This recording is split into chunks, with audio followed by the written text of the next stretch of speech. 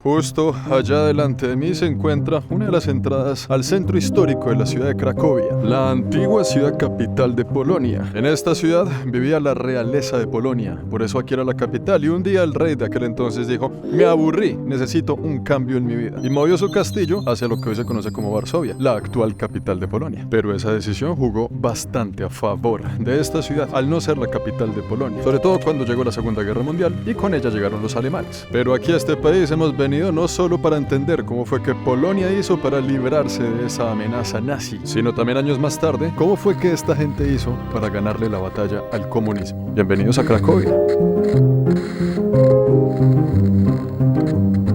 Estamos en Cracovia, amigos míos, la segunda ciudad más grande de Polonia, el centro artístico, cultural y académico del país. Así ha sido por años y así sigue siendo hoy en día. Esta es una ciudad que respira un ambiente bastante juvenil, ya que es la ciudad universitaria de Polonia. Hay muchos restaurantes, cafés, se siente un poco hippie, un poco bohemio, y al haber tantos estudiantes y tanta academia aquí, también hay mucha revolución. Se sabe que en las universidades es donde prácticamente comienza todo, sobre todo cuando hablamos de protestas y de marchas, cuando algo no anda muy bien en la ciudad, y eso marcaría la pauta del espíritu de Polonia, pero ya hablaremos de eso más adelante. El espíritu de lucha, el espíritu de revolución, el espíritu de no conformarse y no quedarse callados cuando algo no les gusta. Y miren esta plaza que encontramos aquí. Esta es la plaza medieval más grande de Europa. ¿Se acuerdan en el video anterior que hablamos de Varsovia y cómo los alemanes destruyeron la ciudad completamente? Aquí, en Cracovia, pues también hubo invasión, porque la invasión fue en todo el país, pero esta ciudad no sufrió tanto como Varsovia. Ustedes saben que estamos en Europa y este continente ha sufrido miles de guerras, miles de batallas y miles de invasiones. Cuando llegaron los mongoles a esta tierra, Cracovia se dio cuenta que su muralla no era lo suficientemente fuerte. Los mongoles entraron y acabaron casi con toda la ciudad. Aprendieron su lección, pero con estrategia de inteligencia impidieron ser destruida por los alemanes cientos de años después. Algunas de las ventajas de no ser la capital. Eso hace que el feeling aquí sea diferente. Dos ciudades dentro del mismo país, pero caminar entre estas calles sí se siente como una máquina del tiempo porque está conservado de la época. La ciudad de Varsovia, como en el video anterior, está reconstruida a su imagen y semejanza prácticamente. Pero aquí estamos en el real lugar de los hechos. ¿Qué están haciendo todas estas palomas ahí en la misma posición? ¿Es un error de la Matrix o qué? Quietas todas. Yo sospecho, Pecho, que la cuestión es de calefacción. Claro, aquí sale airecito caliente. Tan inteligentes mis niñas. Tan lindos como juegan con las palomas. Espero que lleguen a la casa a lavarse las manos. No lo tome personal, no niña, todo bien. Pero usted sabe más que nadie. Entonces, bueno, como ustedes saben, se acaba la Segunda Guerra Mundial, los alemanes han sido derrotados y se van todos de Polonia. Y es ahí cuando el mundo se divide en dos. Una línea fronteriza imaginaria llamada la Cortina de Hierro que divide a Occidente de Oriente, que divide al mundo capitalista del mundo comunista. Y Polonia, por estar en una posición geográfica tan interesante, justo en la mitad de todo el asunto y todo el problema, le tocó convertirse en un satélite de la Unión Soviética. Llegaron aquí los rusos a investigar, a proponerles lazos de hermandad. Sean amigos de nosotros los soviéticos. Firmen este contrato o venimos más tarde a darles en la mula. Lo que no lograron los alemanes, lo vamos a lograr nosotros. Con tinta negra, está bien, firme el papel. Y esta gente prácticamente que cambió de dueño. Se fueron los alemanes, pero llegó la Unión Soviética. Pero así como usted y esas palomas bien lo saben, durante los tiempos soviéticos, los intelectuales que pensaban por fuera de la caja representaban un peligro para la sociedad. Mucho cuidado donde usted llegara a pensar distinto o a abrir su boca y decir cosas que no convienen. Y como esta ha sido una ciudad de estudiantes por muchos años, no demoraron los rusos en venir a investigar, que cómo así, que parece ser que en esta ciudad la gente está pensando más de la cuenta. Después del levantamiento de Varsovia, cuando la gente de Polonia tuvo esas victorias en contra de los alemanes, la gente aquí ya sabía que podía librar cualquier batalla. A la gente de Polonia le tocó rendirse ante la Unión Soviética por lo menos por el momento, pero el espíritu seguía vivo, el espíritu de rebeldía que se expande en silencio a todo lo largo del país para explotar años más tarde, explotando en forma de oposición ante el régimen comunista que vivía la gente de Polonia en aquel entonces. Y años Años más tarde nace la esperanza en forma de un movimiento que se convertiría en un partido político más adelante, llamado el Partido de la Solidaridad, un partido político que no nace aquí en Cracovia, pero que nace en una ciudad bien al norte de Polonia. Pero para entender bien el contexto tenemos que devolvernos un momento en el tiempo, otra vez a la Alemania nazi, a la Segunda Guerra Mundial, cuando los alemanes tenían a Polonia completamente invadida. Los alemanes estaban en una persecución sanguinaria en contra de los judíos, y los que seguían ahí después en la lista eran los de descendencia eslava, prácticamente quiere decir todo el pueblo de Polonia. Eran tiempos bien oscuros para andar viviendo por estos lares.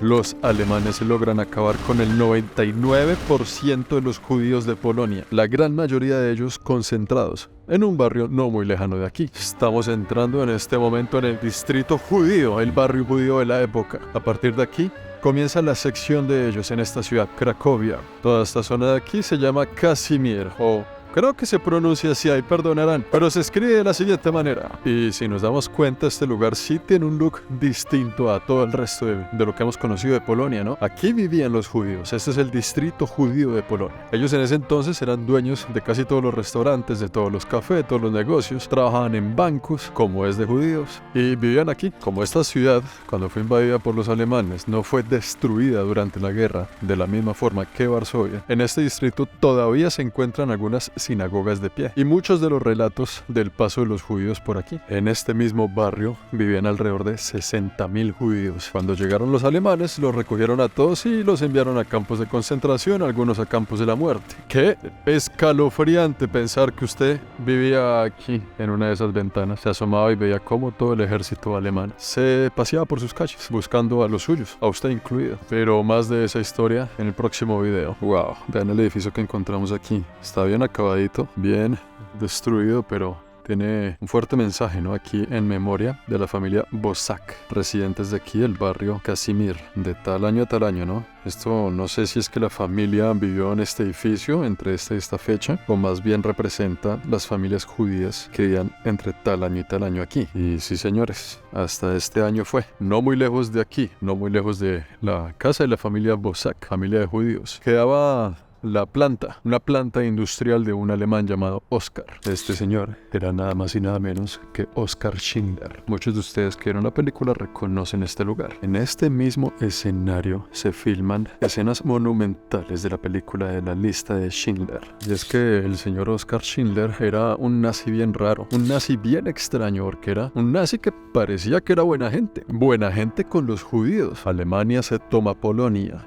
Eso representaba una gran oportunidad financiera para el pueblo alemán. Llegó este señor de negocios industrial, Oskar Schindler, buscando una oportunidad de negocio y compró por aquí cerca una fábrica. Y en esa fábrica, cuando llegaron los alemanes en persecución de los judíos, el tipo contrató empleados judíos en su fábrica. Y así él logró negociar con los nazis, siendo el tipo también nazi, para que dejaran tranquilos a sus empleados porque sin ellos no podía ejercer las operaciones de su empresa. Y así nomás y sin darse cuenta, Oskar Schindler le salvó la vida a más de 1.000 judíos que estaban siendo perseguidos por todo el país. Los alemanes le dijeron, bueno mijo, pues, si usted necesita a estos judíos para seguir dándole, hágale pues. Y así él le salvó la vida.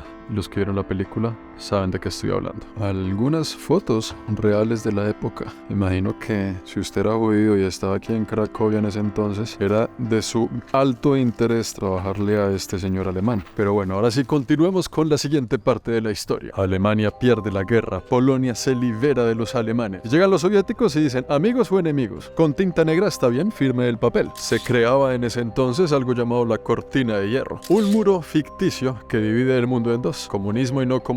El único tramo físico de la cortina de hierro era el muro de Berlín. Y toda esa parte de la historia ya la conocemos. Pero con la caída del muro de Berlín, Europa se sacude. Y muchas naciones que eran comunistas empiezan a preguntarse, ¿será necesario seguir con este sistema? Aquí hay algo que a mí no me cuadra. Y el primer país en hacer un movimiento hacia la democracia fue Polonia. El primer país en poner en tela de juicio esto del comunismo para ver si era viable o no tan viable fue este territorio. Este país había implementado un modelo igualito que el de Cuba. Así como lo vimos en la saga de Cuba. Haga de cuenta la misma historia. La gente aquí haciendo fila filas en estos edificios para reclamar un pedazo de pan, algo de comer, para poder comprar algo. Si usted quería comprar papel, por ejemplo, tenía que certificar que usted necesitaba ese papel. ¿Acaso usted es escritor? ¿Es periodista? ¿Es matemático o científico? Solo le podemos vender papel a esta lista de profesiones, y así sucesivamente. La diferencia es que aquí pega duro el frío. Yo no me imagino cómo será 4 horas de fila para comprar un pan en pleno invierno polaco. Ahora la gente hace las mismas filas, pero para entrar al McDonald's. Y ahí es donde entra en juego el movimiento Partido Político de la Solidaridad. El pueblo ya no aguanta más. Todas las calles de Polonia están repletas de gente protestando, de marchas, de estudiantes. El pueblo exige un cambio. Y los comunistas que estaban en el poder, viendo todo lo que estaba pasando con la caída del muro de Berlín, decían, oiga, pues escuchemos a esta gente, a ver, no creo que estén tan locos después de todo. Y así es como el movimiento de la Solidaridad se convierte en un partido político, liderado por un electricista llamado Lech Walesa. La gente quería tener pactos comerciales con Occidente, quería libertad de expresión, quería que liberaran a los presos políticos, quería que la gente pudiera volver a las universidades y a sus trabajos, la gente que pensaba diferente. El pueblo de Polonia estaba exigiendo un real cambio. La gente quería poder tener la oportunidad de salir a la tienda a comprar una Pepsi o una goma de mascar. Querían tener opciones de televisión diferentes y que funcionaran. Querían tener otro tipo de sistemas de transporte. Querían comprarse un carro si se les daba la gana. Y es así como este pueblo se convirtió en un campo de batalla, pero una batalla bastante pacífica. Ahí es cuando sucede algo que no sucede muy a menudo. Y es que el gobierno escuchó al berraco pueblo y firmaron un acuerdo llamado el Acuerdo de Agosto. Y lo más raro aún es que el gobierno les cumplió. Libertad de comercio, libertad de expresión, todo lo que la gente estaba exigiendo. Un paso más allá, fuera del comunismo. Pero a que no adivinan a quién esto no le gustó. Claro, los rusos dijeron, no, es proventico, aquí la Unión Soviética se va a acabar y todo el cuento. Nada de que no comunismo, nada de esas pendejadas, me hacen el favor y se ponen todos juiciosos. Me hace el favor, gobierno de Polonia, ¿qué es esta guachafita? Por miedo a los rusos, el gobierno de ese entonces se vio obligado a prohibir el Partido Político de la Solidaridad. Y ese partido político, que en aquel momento ya tenía más de 10 millones de fieles seguidores, le tocó seguir sus operaciones, pero en secreto, por debajo de la tabla, por debajo de la mesa, porque el que abriera la boca con ideales anticomunistas, ustedes ya saben, para la cárcel, para el calabozo. Se mantuvo todo en secreto por un tiempo y años más tarde la situación se calmó, la espuma del chocolate le bajó y los soviéticos ya no estaban tan encima, ya no estaban tan exigentes. Y así fue entonces como la primavera, las marchas y las protestas resurgieron, inundando la ciudad entera, una vez más, queriendo exigir que saliéramos del comunismo, que ya había sido suficiente, que el niño quiere su Coca-Cola. Era tanta gente marchando en las calles que el gobierno comunista se sentó a escucharlos. Y ahí fue cuando los comunistas dijeron, pues hagamos una vaina. Si ustedes no están contentos y nosotros tampoco estamos contentos de escucharlos todo el día protestar, hagamos unas elecciones y que el pueblo escoja. Hicieron unas elecciones y sucedió otro de los efectos que rara vez ocurre en la actualidad. Y es que no fueron elecciones corruptas, fueron elecciones legítimas. Sí, señores, escucharon bien. Eso ha existido y existió en aquel momento aquí. Y es que claro, ¿qué gobierno va a querer elecciones justas cuando de por medio están los intereses personales sobre los intereses de la gente? A nadie le gustaría que lo saquen del trono, sabiendo sobre todo que en ese trono usted hace lo que se le dé la gana. Se acostumbra usted a esa linda vida de rico y a andar de casino en casino en Mónaco. Yo no quiero que este sueño termine nunca. Voy a llamar al ejército. El Partido de la Solidaridad arrasó con las votaciones y se llevó 99 sillas de las 100 que ocupa el Senado en el Parlamento de Polonia. Y a partir de ese momento, la vida para la gente de Polonia cambió para siempre. Y si no, que lo diga Tadeusz Zelensky, tocayo, el presidente ucraniano, vea. Comenzaba el cambio, nuevos tiempos, pasar de comunismo a capitalismo de un día para otro. Puede que los que viven en países comunistas, eso sea el sueño, ¿no? Pero es un cambio drástico, es acostumbrarse de nuevo a un sistema completamente diferente, a un estilo de vida que no conocemos. Y mucha gente aquí estuvo contenta. Y hoy en día usted le pregunta a la gente de Polonia, y la gran mayoría va a decir, uy, sí, qué bien que salimos de esa vaina. Pero la transición no fue fácil y fue un poco traumática para muchos. Lo que pasa con el comunismo es que haga lo que haga, sea lo que sea, váyale bien o váyale mal, usted siempre va a tener lo mismo de siempre, que es lo mismo del vecino. Ahora ya comenzamos la carrera de las ratas, que es a la que estamos acostumbrados los que nacemos en países capitalistas, con todos sus pro y con todos sus contra. No estoy diciendo que uno sea mejor que el otro o viceversa, solo que hay que ser conscientes de que es un cambio radical, pero fue un cambio que la gente de Polonia necesitaba urgentemente. Lo lograron y desde ahí lo demás es historia. Lo hemos encontrado con las manos congeladas, pero ahí está. Vamos a ver si logramos subir antes de que se acabe este video. Esta es la entrada al Castillo Real, la humilde morada de la familia real, en aquel entonces cuando Cracovia era la capital de Polonia. Vamos a ver qué cuenta el rey, a ver si nos invita a una Coca-Cola o a una Pepsi, aunque a mí no me gusta ninguna de las dos. Apoyo lo que dijo Cristiano Ronaldo.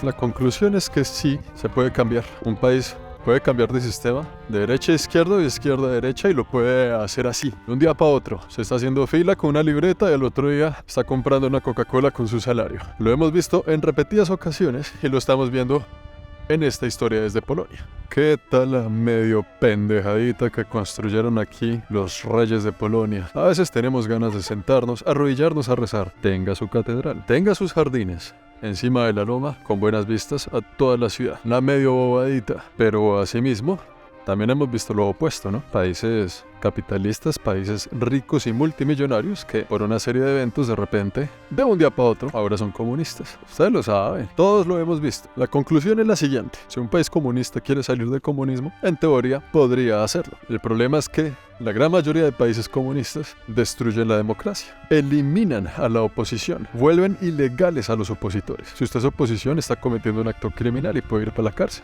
Y muchos países comunistas van a decir que sí, en mi país hay democracia y que la gente puede ir a votar en elecciones, pero votan por un solo partido, que es el único partido existente, el cual es el Partido Comunista de dicho país. Lo hemos visto en varios países del mundo. Y la cosa es que hay países comunistas donde sí hay oposición, pero lo que también hay es un gran fraude electoral, donde le dan a los medios la información suficiente para alimentar al pueblo y a la comunidad internacional de que en mi país sí hay elecciones y volvimos a ganar por 90%, en un país donde el mismo 90% de la gente está en desacuerdo, infeliz y quiere un cambio. Y ahí es donde la gente tiene que demostrar su descontento, tiene que salir a marchar, tiene que dejarle saber al gobierno que no está feliz y que requiere un cambio, como ocurrió en ese entonces aquí en Polonia. Lo que pasa es que en ese momento el gobierno sí escuchó al pueblo, se sentaron a negociar, hicieron elecciones justas y eso hace toda la diferencia.